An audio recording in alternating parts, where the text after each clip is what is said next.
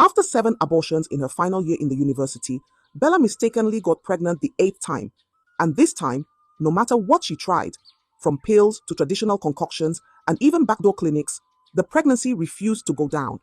Her belly grew, and with it, fear. But the real shock came on the day of delivery. Bella rushed to the hospital. She shouted all the way, sweat pouring down like rain in the harmattan. Her breath was short. Her body shook. The nurses rolled her into the delivery room. Doctors gathered. The lights were bright. Everything was spinning. Push, the doctor said. Bella pushed. One baby came out. Then a second. Then a third. Then a fourth. The doctor blinked. Another one. Then a fifth. Then a sixth. Hey God, a nurse shouted. 7, 8, 9. Keep pushing. 10, 11. Bella screamed one last time, her voice rising like a siren. Then came the 12th. The room was filled with cries. Soft, high, sharp baby cries. 12 babies. Tiny, red, breathing, alive. The doctor wiped his forehead. It's 12. You gave birth to 12 children. Bella lifted her head, eyes wide like a full moon. It's a lie, she whispered. How can one person carry 12? But it was not a lie. There they were, 12 babies, wrapped in white cloth, lined like loaves of bread in a row. Some sleeping, some yawning, some crying. Boys and girls, mixed like corn and beans. Bella's lips trembled. Her hands shook. She could not speak. She could not move. The nurse came close. Madam, who should we call? The father? Bella just stared at the wall. Her mouth opened, but no word came out. Because how do you call a father when you don't know who he is? The room was full of life, yet Bella's heart felt empty. Yet there they were, the babies. 12 crying, living babies. And the worst part? Bella did not know their real father, not even one. In her 23 years of life, Bella had lived recklessly. Parties every weekend, booze, and countless men, some she couldn't even remember their names. So when the nurse asked her who to call, Bella just stared into space. A day after she was discharged from the hospital, she sat on the bed, hair rough, eyes tired. She looked at the babies. She looked again. Her heart was heavy. I can't do this, she said, her voice dry like old paper. I can't keep them. Sandra stood by the window, holding one of the babies. But Bella, they are your children. All of them. They need you. Bella shook her head. No, I'll get rid of them, one by one. I need my life back. I want to sleep. I want to go out. I want to breathe. Sandra came closer. Please, just keep one. Even one. But Bella looked away. What will I eat with them? Crying every day. Pampers. Milk. How will I survive? Sandra's eyes were wet. Bella, please now. These children are gifts from God. Keep them. Even one. You don't know what the future holds. Bella hissed softly. Gift? Did I ask for gift? She looked at the babies again, lying side by side like little dolls in a market stall. Some were yawning. One had his fingers in his mouth. They were so small, so helpless. But Bella's heart was like a locked box. No space for love, no room for mercy. That night, when the moon was hanging low and the babies were asleep, Bella took a pen and paper. She began to write down names. Names of men she had slept with. Some she remembered. Some she guessed. Some she had no surname for. She folded the paper and hid it in her purse. Tomorrow, she would start. She would carry them out, one by one, and she would never look back. Early in the morning, before the sun had finished stretching, Bella picked 2 of the babies, a boy and a girl. She bathed them gently, dressed them in clean matching clothes, and wrapped them in soft shawls. Their tiny hands waved in the air like they were saying goodbye. She carried them in a small bag, held close to her chest. Sandra stood by the door. Bella, please don't do this, she whispered. But Bella didn't answer. Her eyes were sharp. Her heart was set like stone inside water. She boarded a taxi and went straight to the town's market. The streets were busy, people shouting, cars honking, but Bella didn't care. She stopped at a black gate and knocked 3 times. The door opened. A man stood there, tall, dark, confused. It was one of the men she had met during a wild night at a hotel. She remembered his face, even if she forgot his name. The man blinked. You again? What do you want? Bella didn't smile. She lifted the babies. They are yours, she said. The man laughed. Mine? From where? What are you saying? Bella stepped forward. We met that night. You remember? I got pregnant. These are your twins. The man scratched his head. Me? Twins? From one night? Yes, Bella said. You can deny it, but they look like you. If you doubt, we can do DNA. His mouth opened, then closed. He looked at the babies. One of them sneezed softly. The man stepped back. DNA? Ah, wait. He stood there for a long time, thinking. Maybe fear entered his bones, maybe guilt, maybe shame. In the end, he sighed and said, Put them inside. Bella nodded. She stepped in, placed the babies gently on the couch, and turned around. The man said, What if I can't take care of them? Bella didn't look back. That's your problem, she said. You're their father now. And just like that, she walked away. No goodbye, no hug, just silence. 2 babies gone. 10 more to go. The next day, Bella picked another baby. This one had a round face and sleepy eyes. She tied him on her back and went to the office of a rich businessman she once had a night with. His car was parked outside, shiny and proud. She knocked. He came out in a fine suit. Yes? What are you doing here? Bella untied the baby and placed him in his arms. This is your son. That night we spent at the hotel. This is the result. The man jumped back like something stung him. Me? Never. Are you mad? It's your child, Bella said calmly. If you lie, remember, God sees everything. The man's face changed. He looked left, then right, then behind him. Lower your voice, he said. I'm not here to shout, Bella replied. Just take your child. That's all. The baby sneezed. The man frowned. His eyes moved fast. I'm a married man, he whispered. Don't bring problem to my door. She looks like you, Bella said. Check her nose. The lips, I don't want this, he said. And before Bella could speak again, the man slammed the door. Bella stood still. For a second, she just looked at the closed gate. No word, no sound. Then she bent down, placed the baby gently by the door, and walked away. She didn't look back. Later that afternoon, she carried another baby, this time to a small room in Yaba where a poor musician lived. He was her old friend from campus. He opened the door, shirtless, holding a guitar. Ah, Bella, long time. She handed him the baby. This is yours. The man dropped his guitar. Ha, Bella, fear God. What are you saying? She didn't blink. Your daughter, take her. The man held his head. But we only once. I don't care. She's yours now. He shouted, he begged, he cursed the sky. But Bella placed the baby on his couch and walked away. He didn't chase her, and so, day by day, like a hawker selling sorrow, Bella carried babies to different men. One to a club bouncer who once paid her taxi fare. One to a lecturer from school who never called her again. One to a man who worked in a hotel lobby, smelling of cigar and lies. Some of them looked at the babies and grew quiet. Some said, This child looks like me, and took them. Some shouted and chased her with stones. One even called the police. Bella ran, fast, like a thief in the night. But she didn't stop. Her heart was closed. Her mind was hard. By the end of the week, all 12 babies were gone. Her room was quiet now. No cries, no feeding bottles, no diapers on the floor. Bella laid on her bed, stretched her arms, and smiled. My body is free, she whispered. She thought the story had ended, but stories like this, they always come back. Bella had not always been like this. In fact, she was a virgin until her final year at the university. She was raised in a deeply religious home where morning devotions were mandatory. Skirts never went above the knees, and conversations about sex were considered sinful. Her parents were strict. Her father's voice was deep like thunder. Her mother prayed morning, afternoon, and night. No makeup, no boyfriend, no funny talks. Bella grew up in a house where silence had meaning and sin had no hiding place. When she got admission into university, the whole compound celebrated. Her mother danced and said, My daughter will shine like light. Her father nodded, Don't forget where you come from. And at first, Bella didn't forget. She joined fellowship. She avoided parties. When her roommates invited her to clubs, she said, No thank you. When boys called her fine girl, she looked away. But, just like many other girls of her generation, school changed her. Right from the time she gained admission into the university, things had been tough. Her parents could barely send money.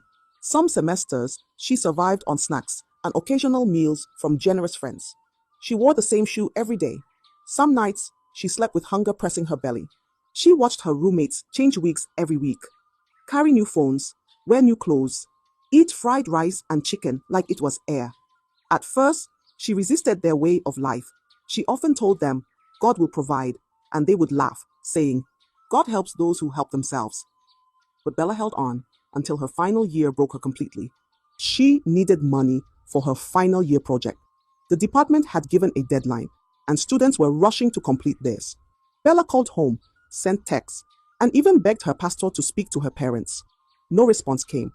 Her mother was sick, her father struggling.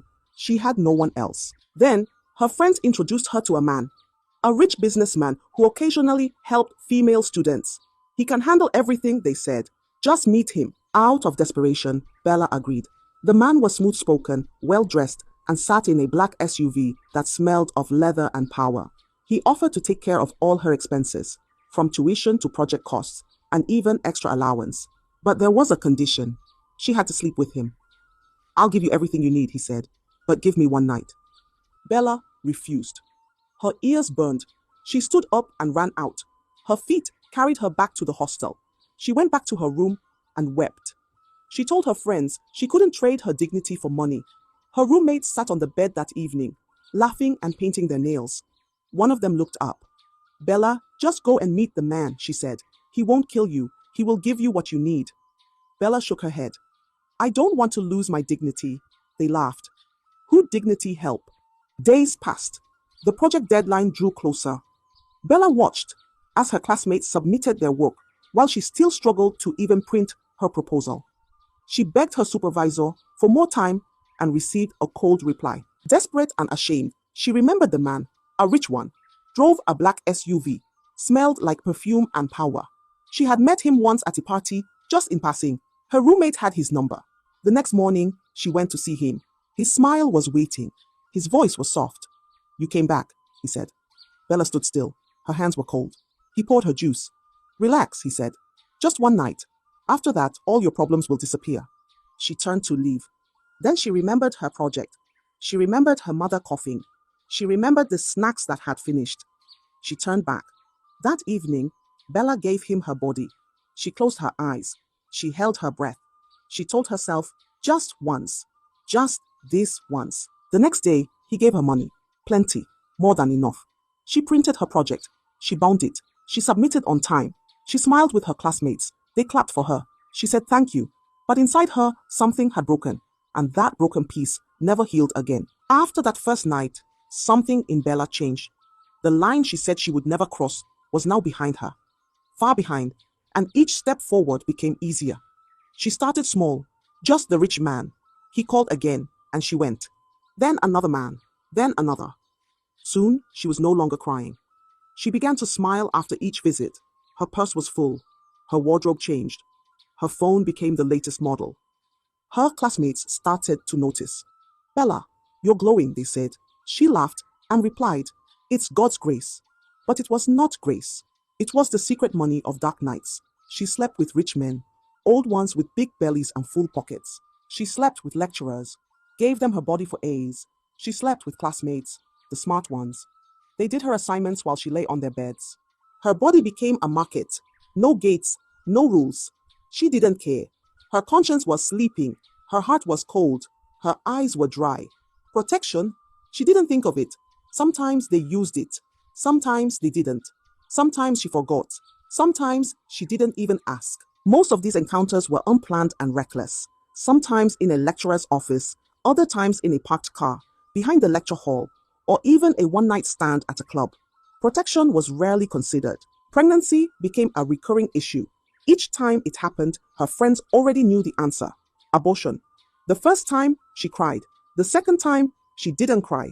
By the third, she already knew which nurse to go to.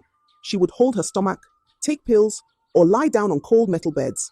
1, 2, 3, 4, 5, 6, 7 times, she removed it. 7 times, she walked out strong.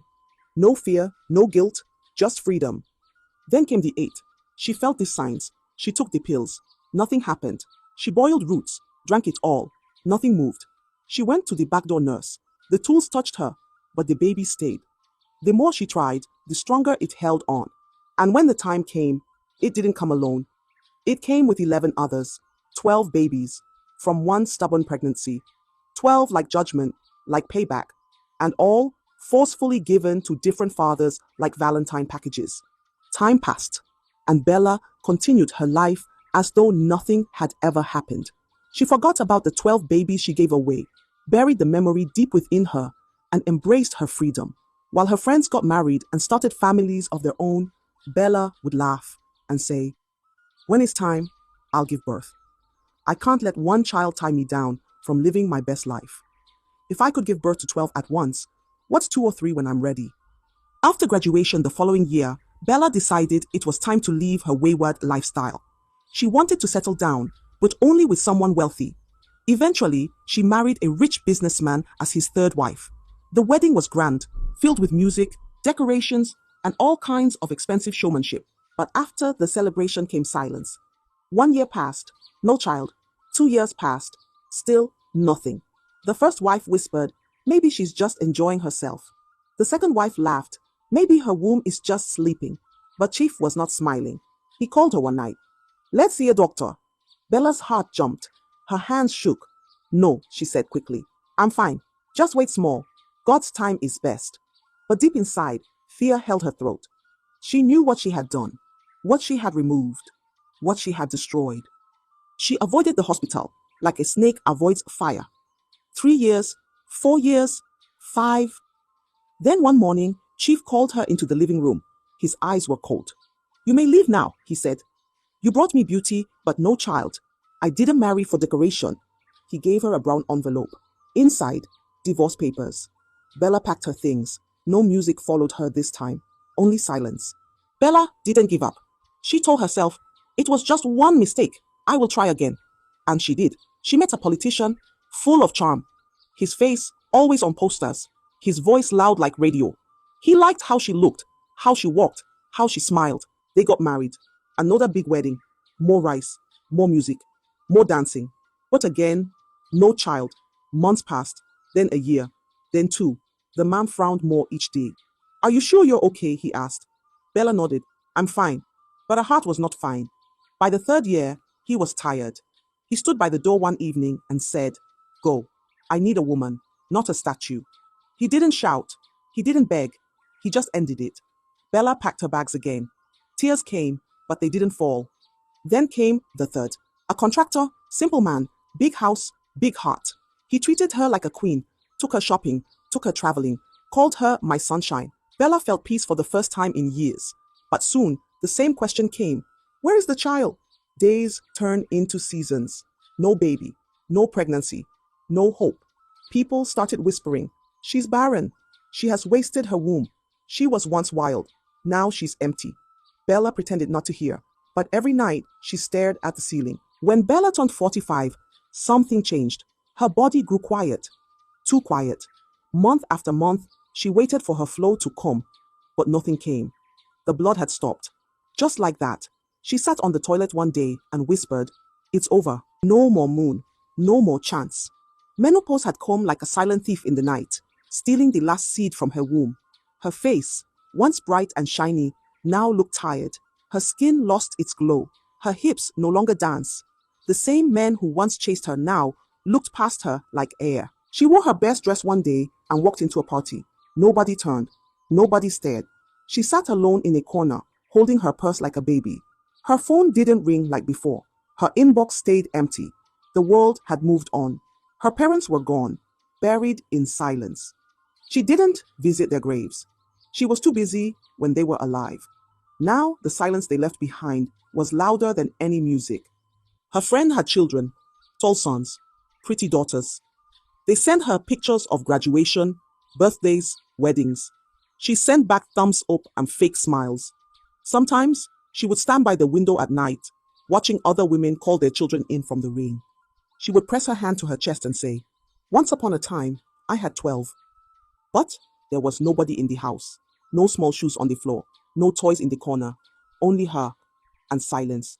Regret crawled into her room like a lizard, sitting on her shoulder, biting her little by little. She tried to chase it away, but it wouldn't go, because when the moon stops, you cannot call it back. And when the womb sleeps forever, no seed can grow again. On her 50th birthday, Bella sat on her bed, her hands on her knees, her heart heavy like wet cloth.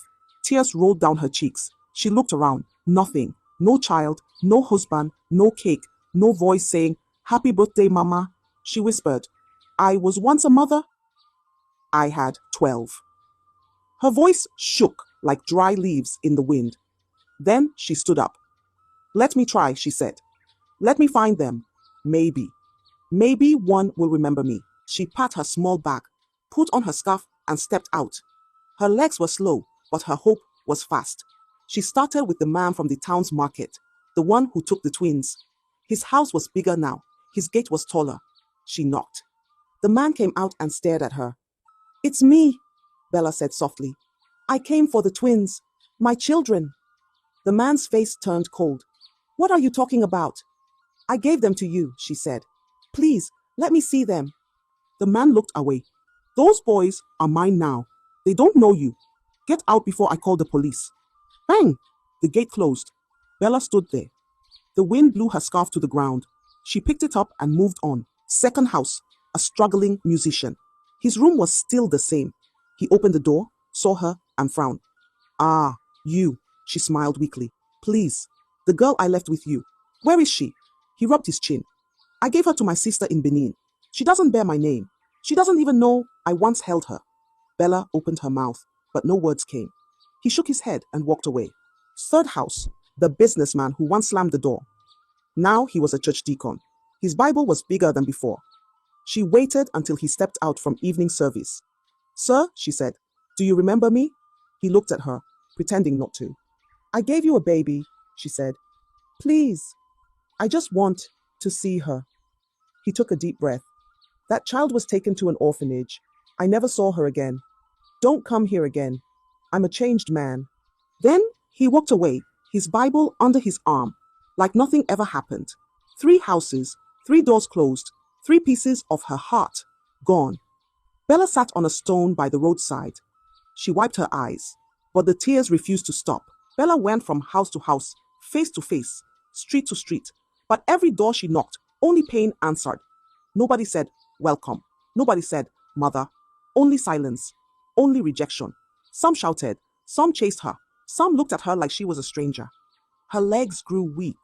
Her voice became dry. Her heart was breaking like clay on cement. She sat alone in a park, watching children run and laugh. One girl passed by, holding her mother's hand. Bella closed her eyes. For a moment, she imagined that girl was hers. For a moment, she smiled. Then her phone rang. The screen showed a strange number. Her hand shook as she answered. "Hello," she said. A weak voice replied, "Bella." Her heart skipped. "This is your former lecturer. Remember me?" She nodded slowly, tears rising again. "Yes, sir. I don't have long. I'm sick, on my bed. But before I leave this world, I must tell the truth." Bella held the phone tighter. "What truth?" "The child you left with me. She's still here. Her name is Teeny. She grew up well. She's in school now, but she doesn't know who she really is." Bella stood up from the bench. "Come," the old man said, voice shaking. "Come before I go. She deserves to know you. She deserves to know her mother." For the first time in years, Bella's heart beat with hope. Just a small light, like a candle in a dark room. She packed her things that evening, tied her scarf, held her bag tight. She whispered to herself, "Maybe, just maybe, one child will remember me."